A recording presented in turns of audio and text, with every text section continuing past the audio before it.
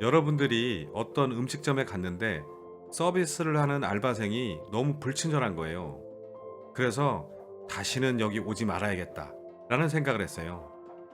만약 이 마음을 식당 사장님이 알게 된다면 과연 어떤 심정일까요? 그리고 이런 생각을 하게 만든 건 과연 누구의 잘못일까요? 1. 식당 사장님. 2. 알바생 본인. 3. 알바생 부모님. 4. 알바생 선생님. 오늘 누가 범인일지 찾아보시죠. 안녕하세요.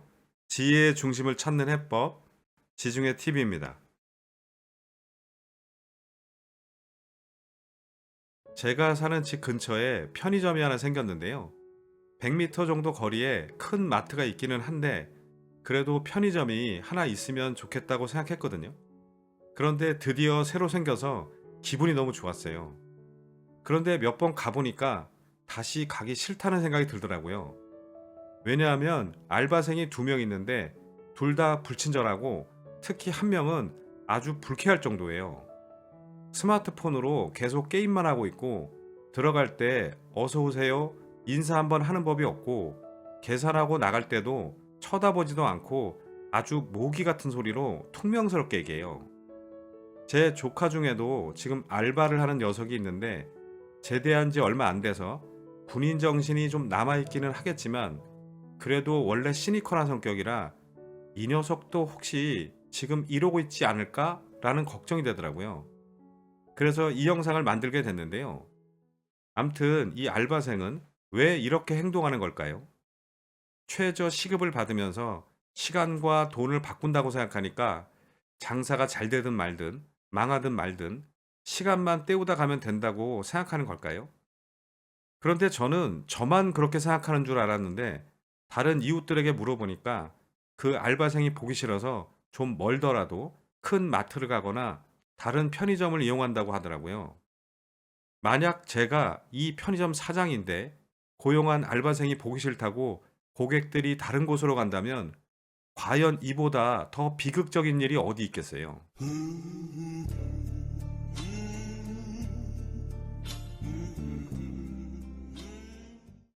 그런데 어느 날 지나가다가 보니까 알바생 말고 사장님 같은 분이 계시길래 들어가 봤어요.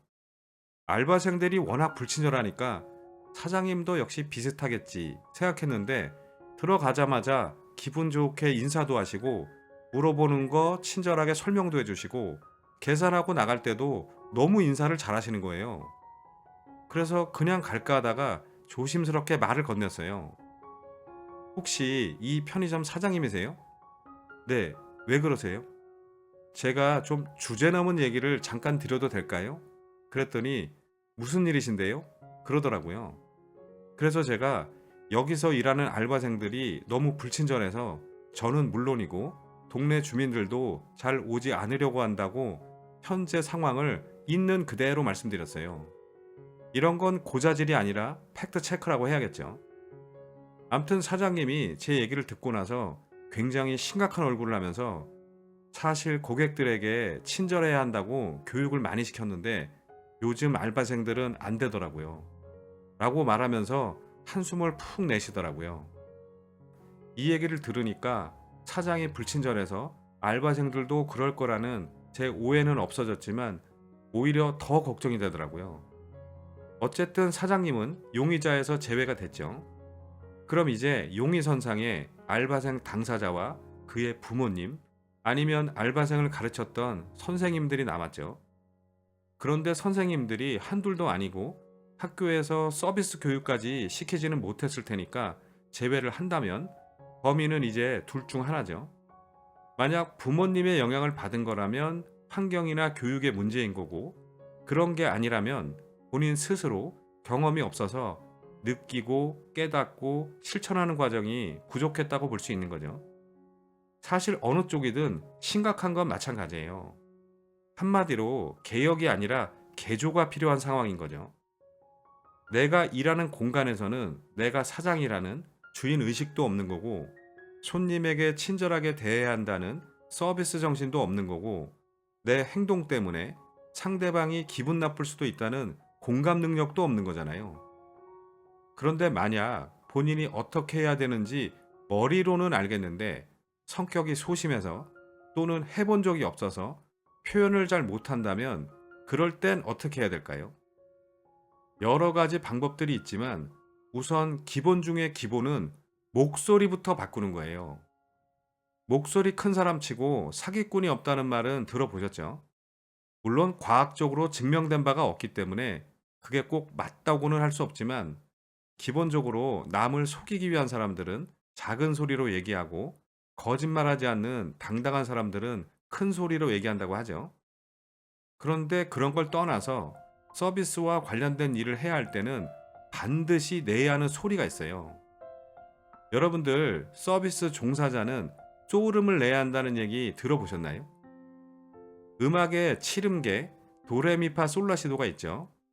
도, 레, 미, 파, 솔, 라, 시, 토. 여기까지만 들어봐도 제가 얼마나 음치인 줄 아시겠죠?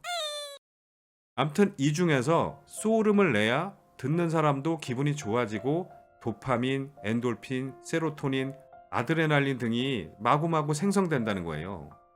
예를 들어 안녕하세요 라고 하지 말고 안녕하세요 라고 하는 거예요. 물론 말로만 해서는 안 되고 미소와 함께 해야 더 큰 효과를 발휘할 수 있어요. 이걸 직업적으로 가장 잘하는 분들이 바로 스튜어디스예요. 우리가 비행기를 탈 때 그분들은 항상 눈을 크게 뜨고 얼굴에 미소를 가득 짓고 어서 오세요, 환영합니다 이렇게 소름을 내죠. 그래서 그분들을 보면 괜히 기분이 좋아지고 심지어 나한테 관심 있나 하고 착각에 빠지는 사람들도 있어요. 중국 속담에 웃는 얼굴이 아니면 가게를 열지 마라. 웃는 얼굴을 할 자신이 없다면 장사를 하지 마라.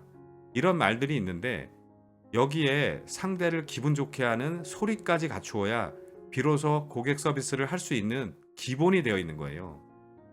반대로 이런 기본이 되어 있지 않은 사람들이 장사를 하거나 서비스업에 종사하면 바로 악플 테러의 대상이 되는 거죠. 다시 알바생 얘기로 돌아가서 한번 물어볼게요. 혹시 알바를 하는 게 단지 시간과 돈을 바꾸는 거라고 생각하나요? 그래서 내가 일하는 곳이 장사가 잘 되든 말든 나와는 상관없는 일이라고 생각하나요?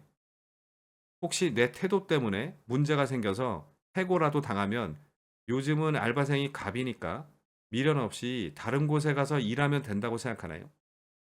그런데 반대로 여러분이 그 매장의 주인이라는 마음으로 고객들에게 친절하게 대해서 장사가 잘 되면 사장님한테 인정받는 건 물론이고 사장님이 기분 좋아서 보너스라도 챙겨주지 않을까요? 물론 그렇게까지는 아니어도 나중에 직장을 다니거나 내 사업을 할 때 그런 경험들이 많은 도움이 될 텐데 그런 건 아주 먼 얘기고 지금 당장 내 몸이 편한 게 중요한가요? 그래서 제가 하는 얘기가 꼰대 아저씨의 그저 그런 잔소리로 들리나요? 저는 회사 대표를 오랫동안 해봐서 아는데 눈에 안 보이면 모를 거라고 생각하지만 주인 정신을 가지고 열심히 일하는 직원, 일하는 척 시간만 때우면서 월급만 받아가는 루팡 직원, 호시탐탐 다른 회사로 옮길 준비를 하고 있는 메뚜기 직원, 이런 것들이 다 눈에 보여요. 월급을 주는 사람의 눈은 CCTV와 같고 스피커나 별도의 도청 장치가 없어도 들을 수 있어요. 이건 예리한 척도 아니고 거창한 초능력도 아니고 그냥 오랜 경험을 통해서 본능적으로 알 수 있는 거예요. 지금 우리 가게에 찾아오는 손님들이 나에 대한 불만을 어디선가 얘기하고 있다면 나중에 본인이 직장을 다닐 때도 똑같아요. 회사 동료들이 어디선가 몰래 내 험담을 많이 하게 될 거예요. 또 본인이 개인 사업을 한다고 해도 언젠가 거래처에서 불만이 쌓이고 쌓여서 성공보다는 실패할 가능성이 더 커요. 지금의 그런 태도를 바꾸지 않으면 99%도 아니고 100%예요. 이건 저주가 아니라 경험적 통계이고 진심 어린 충고니까 잘 들으세요. 인생은 나비 효과고 스노우볼 게임과 같아요. 고액연봉을 받고 싶고 부자가 되고 싶고 남들이 부러워할 만한 성공적인 삶을 살고 싶다면 알바를 할 때부터 하나하나 바꿔나가야 돼요. 뭐부터 바꿔야 되냐고요? 먼저 목소리부터 바꿔야 돼요. 이건 알바생뿐만 아니라 회사를 운영하는 경영자, 직장인, 자영업을 하시는 분들에게도 모두 해당되는 얘기입니다. 그럼 언제부터 목소리를 바꿔야 되냐고요? 오늘, 지금, 당장이요. 동의하실 수 있나요? 암튼 다양한 서비스 얘기는 나중에 또 하기로 하고 오늘은 딱 이거 한 가지만 기억하세요. 일을 할 때는 소름을 내자. 내가 식당에서 일을 하든 옷가게에서 일을 하든 편의점에서 일을 하든 고객들이 내가 일하는 매장에 들어오면 도레미파솔 이렇게 소름으로 안녕하세요 기분 좋게 인사하고 나갈 때도 다시 소름으로 안녕히 가세요 또 오세요 이렇게 인사해 보세요. 우선 3일만 해보고 믿져야 본전이니 일주일만 더 해보고 그 다음에 눈 딱 감고 3개월만 해보면 인생에서 뭐가 달라지고 있는지 체감할 수 있을 거예요. 아시겠죠? 자, 그럼 오늘은 여기까지 하고 내가 어떤 목소리를 가졌든 성공적인 인생을 위해서 지금부터 소울음으로 바꾸실 분들만 구독, 좋아요, 알림 설정을 누르고 다음 영상에서 뵙겠습니다. 도레미파솔 감사합니다.